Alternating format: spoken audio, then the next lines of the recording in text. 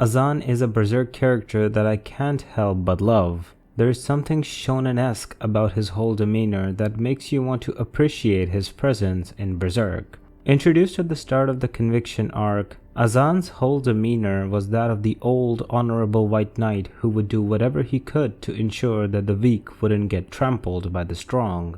Moreover, his role in the Holy Iron Chain Knights was to be a sort of a mentor to the spoiled children of nobles.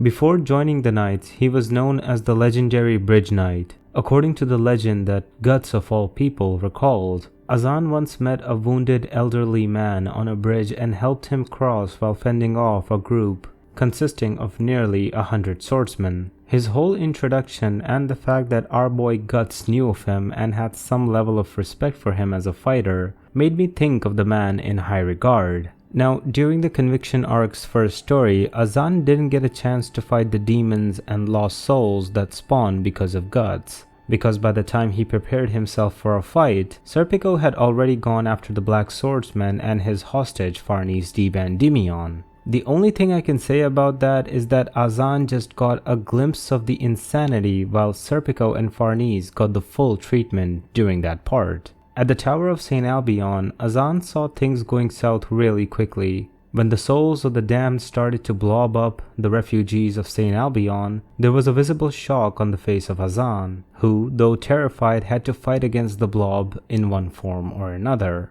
An important thing to see here is that Azan fought or tried to slow down the blob by his lonesome with just a handful of soldiers. The insanity that Serpico and Farnese witnessed in the first part of the arc, Azan witnessed completely when St. Albion started to crumble both physically and philosophically. Moreover, he did not have the company of the Black Swordsmen like Farnese, Serpico, Jerome, and the others. If he had that, maybe some part of his sanity would have been kept intact. Which brings me to my opinion on Azan's decline. I personally think that Azan's character did not stagnate. He just had an experience that shocked him to the point that he no longer wanted to be the honorable warrior that he once was. Moreover, his excommunication with the Holy See, like Serpico and Farnese, made him hide his face in both shame and fear of the Holy See's supposed retribution in his mind. Causality or fate, whatever you want to call it, went and did its thing, and Azan ended up as part of the Guts traveling party, and his role as a side character is still pretty active. The first experience of Azan at St. Albion made him wary of being the first man to fight. However, that doesn't mean that he cannot fight.